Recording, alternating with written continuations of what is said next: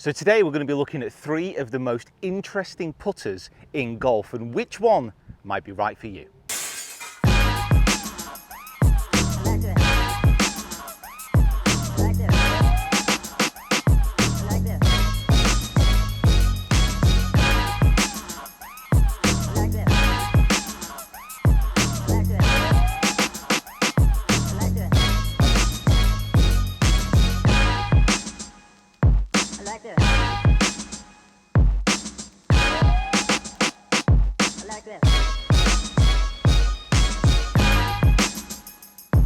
Hey guys, Peter Finch here, and you join me down at the Grove on this absolutely stunning putting green. Absolutely no excuses for not holding any putts today. Now we're going to be looking at 3 putters today, each one which claims to do something very, very different. Obviously they all claim to get the ball in the hole, but in slightly different ways. So we're going to be going through each of the putters, doing a little mini review, but at the end of each of the mini reviews, we're going to be doing a little coaching video to hopefully explain why you might not even need a new putter, why you might be able to stick to your own, saving you money, saving you shots. It's the Peter Finch golf way, referring to myself in the 3rd channel person. That was a bit weird.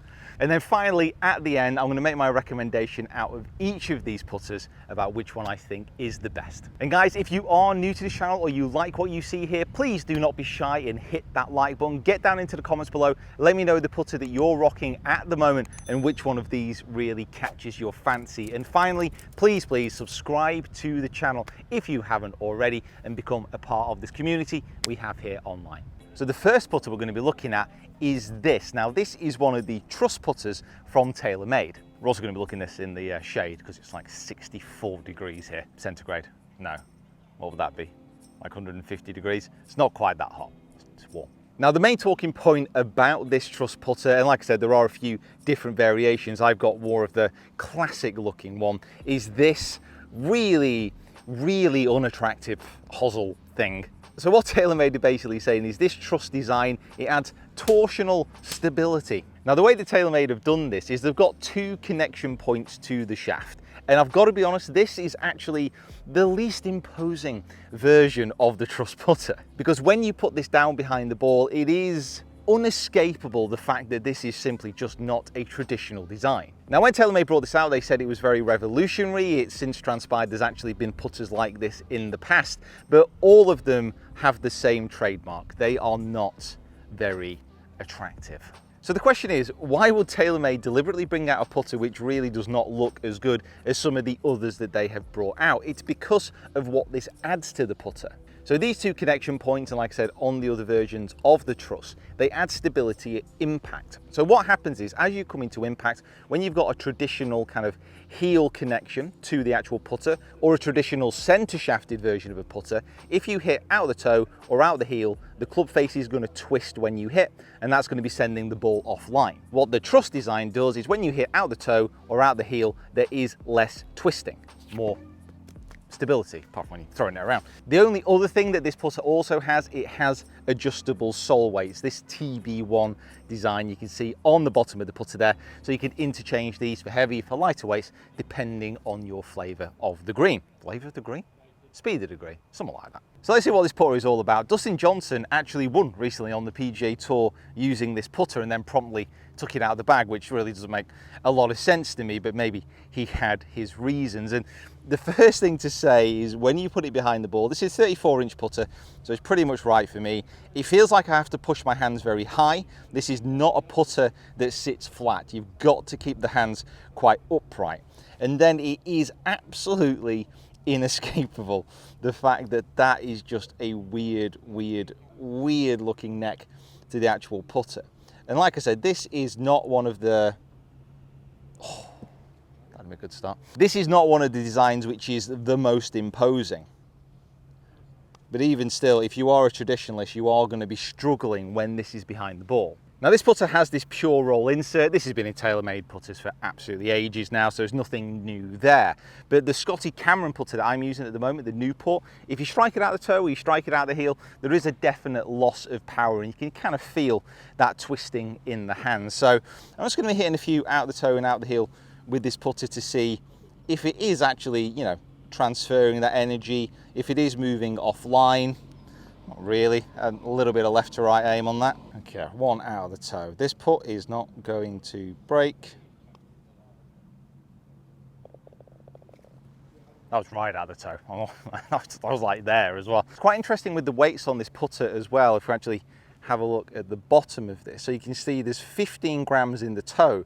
There's only 7.5 grams in the heel. And again, that is to do with what is going on with this design. So the argument from today really with all these putters is how it looks, the strangeness there, some of the weirdness that you might associate when compared to some of other more traditional looking putters, is whether the technology actually benefits and it outweighs any negatives that may be apparent within the design. Now for me with the Truss, I think this is a little bit too standout. You know, it's just too obvious. It's unhideable and unavoidable. And for me, does that positive outweigh the benefit? Not personally. However, if you are struggling with a toe and a heel strike, then yeah, this might be a decent actual option for you because it is that little bit more stable through the point of impact. But what we're going to do now is we are going to have a little bit of a look at how you can actually find the center a little bit more so you don't actually need to worry about those toe and heel contacts. So obviously the Truss putter, toe, heel, it's all about adding that extra stability. But what if you don't want to change your putter? Let's talk about how you can find the center of the club a little bit more often in putting. And this drill is super simple. It's going to cost you all of 2 T-pegs, a golf ball, and then maybe a membership at the Grove to access this green. But I'm sure you've got a green at home, or you can do this on the carpet. Very simple, straight putt here, about 6 feet. I'm going to line the putter up to the target. I'm going to put a T-peg just outside the toe. I'm going to put a T-peg just outside the heel. Don't want to give myself too much room. Crikey, Pete, the hell. Could fit a train through there.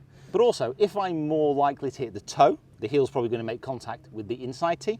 If I'm more likely to hit the heel, it's going to make contact with the toe on that T-peg there. So you've got to swing through the middle of the gate. Now this is just going to take very much repetition, obviously working with a golf coach as well to try and figure out exactly why you may be striking it from the heel or the toe. But getting set up there, and then it's just repetition, repetition, repetition. Try and find the center of that club face and knock it in the hole. So next up we have this. So this is the Odyssey triple track putter. This is the number 10 version. And as you may expect, there's lots of different versions of this putter within the Odyssey range. And I have to say, I like the design of this putter, but then again, I like the Spider putter from TaylorMade, which this has a passing resemblance to. Now the main talking point about this putter is of course what is happening on the top with this triple track design. Now this is an unusual design in many respects because if you want to use this on the golf course to its greatest extent, you also need the triple track golf balls from of course Callaway. Kind of trying to corner the market a little bit there, aren't they really? Now this particular putter is a super high MOI putter. Now what that means is that the weight you can see here push back into the heel and the toe. If you're striking off the heel or the toe, it's got a lot more stability impact, so a lot less twisting. This is also designed with this double neck bend. Now what that means is it's designed to have less of an arc on the putter, so more of a straight back, straight through type of motion, even though that doesn't really exist. It's also got this Odyssey Stroke Lab shaft, which you've probably seen across the world tours now. Very, very popular option for every type of golfer and the tour players as well. Now what Odyssey say is that these lines on top is all about vernier acuity, which is a type of hyper acuity, which basically means when you look down on this ball and the triple track ball, you can better align it to the hole, apparently. How this is actually better than just having a line on the golf ball and a line on the top of the putter, I don't know, but apparently this is a revolution in alignment. But with all things within golf, whenever any company says revolution, take off the R, so it's a evolution. So it's an evolution. I was struggling with the spelling there a little bit. Because remember, there's been lots of different ways to align the putter to the target in the past, and this is just another version of that. So it's got these little micro hinge inserts into the face here, which are done in the past. This is a slightly firmer feel, I believe, on this putter face, but we'll soon find out. I am excited to actually try this out because it is intriguing. I haven't really seen a design like this on the top of a putter before. The only slight criticism straight away I'd say is it does look a little bit cheap. It doesn't look like a really high-end premium putter, but that's just down to the fact that the design is what it is. You know, it's got to be there if it's going to fulfill the claims that Callaway and Odyssey say. So I've got the triple track ball, the chrome soft version, which is a key component of this whole setup. Did have to drive around for like 40 minutes this morning. These are flying like absolute hotcakes out of the shops in and around Watford apparently. But the key to this is pretty simple. I mean, you pick your line where you think it's going to break. This is a pretty straight putt, I believe.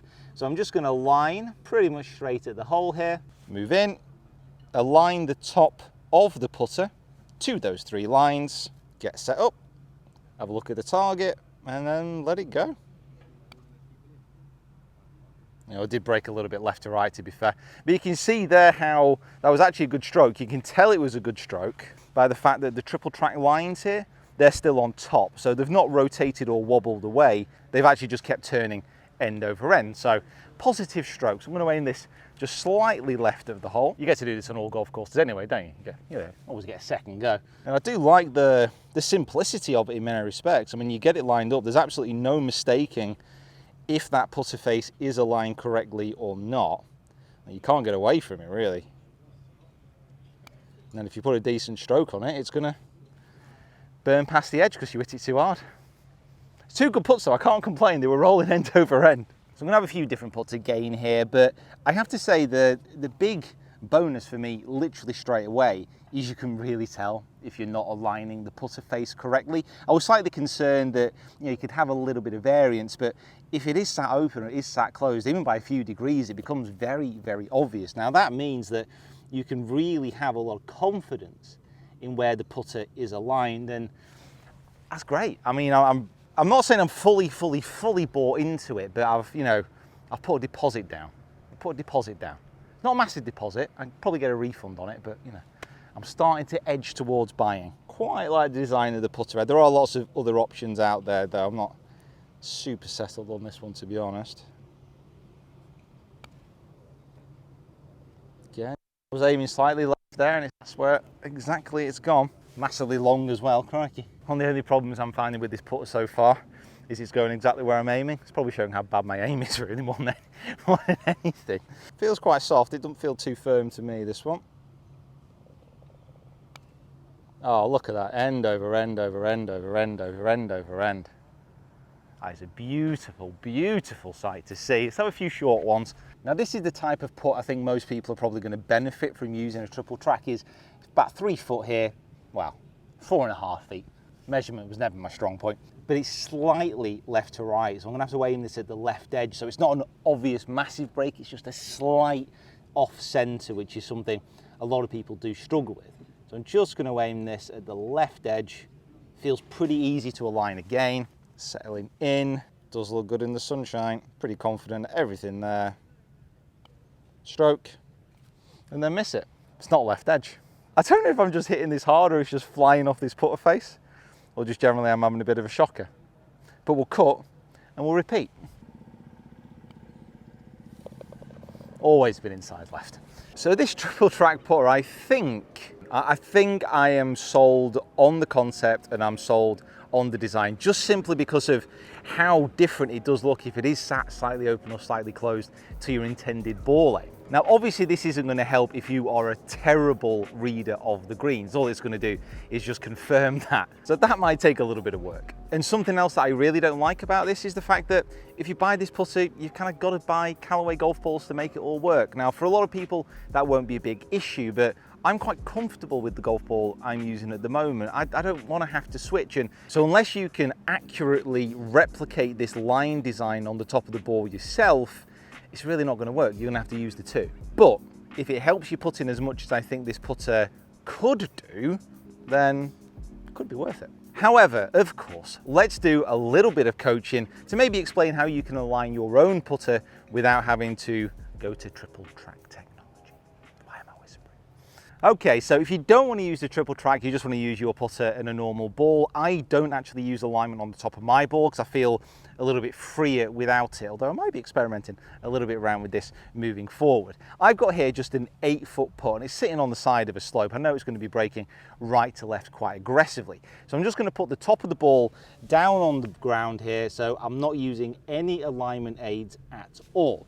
And what I know here is that with the break, I need to imagine how it's going to be turning from the ball. It's going to be moving up to its apex and then starting to fall down towards the hole. Now this means that my aim line, if I was hitting a straight putt, is going to be about there pretty much. So everything between there and the hole, that's the amount that it's going to break depending on how hard I hit it. Now this is a tour pro drill. A lot of tour pros use this. I learned this from a tour coach. It's basically picking the line if you're going to hit a straight putt, imagining the break, and I'm picking something just in front of my ball here that sits on that line. Aligning the putter to that point, getting set up, hole, ball, one last look at that point, and then just let that putt go up the hill, right to left. So the last putter we're going to be looking at today is this Sick putter. Now, I've already done a review on the Bryson DeChambeau version of this putter. If you haven't checked that out, please do so now. But this is the Pro model in the Answer style. This is the type of putter which I would be more drawn towards if I was going to use a Sick putter. Now, this is interesting as far as technology goes, but it's the only putter today where it's really not visible. You can't actually tell the special thing about this putter. Now, this putter is set at 2 degrees, which is a bit lower than what you would call industry standard. But also on this putter face, it has 4 different lofts. And each of these planes descends in loft by 1 degree as you go down the putter face. Now, you might be thinking, why is that important? Well, let me tell you. Basically, what Sick says, it's impossible, almost impossible, to actually return the club head to the same impact position as you had it at address. Sometimes your hands are further ahead, sometimes your hands are further back. And what that does is it hits the ball off different areas of the club face, and with this descending loft technology, the launch condition in a Sick putter is apparently the same every time. Now, without the proper launch technology equipment and without literally days of testing, that's impossible to tell. But I've had a conversation with the guys at Sick and they assure me that this is correct, but obviously they would do. But what I would say is that Bryson DeChambeau uses this putter. I would trust Bryson DeChambeau to do the due diligence on this putter before putting it in his bag. It is like walking into an oven on this green today. We're in like a little sun trap here. I think this is one of the hottest days of the year, if not the hottest day of the year in the UK, which probably means it's the hottest day of all time in the UK. It's pretty hot. Losing my mind. Now, the only thing that I can really talk about with this Sick putter is how it looks and how it feels, because I've absolutely no idea if this descending loft technology is doing any good, unless I hold every putt, and then of course it is the best putter in the entire universe. When I put it down behind the ball, considering this is the most expensive putter that we're testing today, it doesn't look super premium. I would say it looks a little bit industrial, which I don't mind. It looks a little bit blocky when compared to, say, the Scotty that I'm using, but I think it sits absolutely fine. I think the grip feels nice. I think it's nice and clean looking. And then it really doesn't matter what loft that I bring to the ball, because launch conditions are going to be the same. Kind of feels slightly maybe lighter than the other couple of putters, but it feels nice, it feels soft. I have to say that the alignment with this putter, say as opposed to the triple track, it is just completely chalk and cheese. And if you were going to go for a putter based purely on the fact that you're struggling to aim, this probably isn't going to be the one for you. But if you love your tech and you're going to get deep into the data and stuff like that, I think you can really start to buy into this. You could have trust in what it's actually doing. Almost like you can have trust in what the TaylorMade putter's doing. Thank you. So what Sick say is that depending on the delivery, this putter's going to launch exactly the same. But let's have a look at how you can improve the consistency of that delivery so you don't have to get this shipped over, if you're living in the UK. Obviously, if you're in the States, I think you might be able to drive and get it, for all I know. Let's have a look at the drill. Now, this drill for consistent delivery is something that Phil Kenyon uses with his clients. All you need is a coin. I have a 10-piece piece here. I'm going to pop it just on the back of this Sick putter, and the whole point of this is as you go back, you want the coin to basically fall off, drop onto the green, and then you can use that smooth acceleration through. It really helps with the pace and the timing of your stroke, and it's a very simple drill that everybody can use. So 10p on the back of that putter. I'm going to get it nicely in the center so my OCD doesn't flip out. This is just a left edge. So I want to have that acceleration on the way back to leave the coin there, smooth acceleration through. So before we get on to which I think is going to be the best type of putter for you and your game, please hit that subscribe button, hit that like button, get down into those comments and let me know which one you think is the best and which has the most interesting story out of these 3 putters. And when you have a look at the putter market, there are so many putters available, and it can feel like a little bit of guesswork, really. I mean, what's going to be right for you in your stroke? I'd always recommend that you get coaching, first of all, and the actual visual appearance of a putter cannot be overstated. If you have confidence in a putter, you can probably make it work. But out of these three putters, and which one is going to probably work the best for you, if you are struggling with your stroke and your strike, I probably say the Truss has the most interesting story, you know, on that stability of strike. But it really doesn't inspire confidence when you put it behind it. It's just really difficult to overcome. The triple track, I think, looks really good. It doesn't look quite as premium as maybe some of the other Odyssey putters that have been out, but actually does exactly what it says on the tin, and it is very, very clear. The Sick putter, I'd say that probably looks the best out of all of them to my eye, because it's more of that classic design. I'm a classic kind of guy. But for everybody, I'd probably say the triple track. It's a forgiving putter, it helps with that alignment, and also I think it probably feels the best out of the three that I've tested. But this all comes down to identifying what the issue is in your stroke. Is it the launch? Is it your alignment? Is it the heel or the toe strikes? Figure that out first, and then try and choose the putter which is going to be right for you.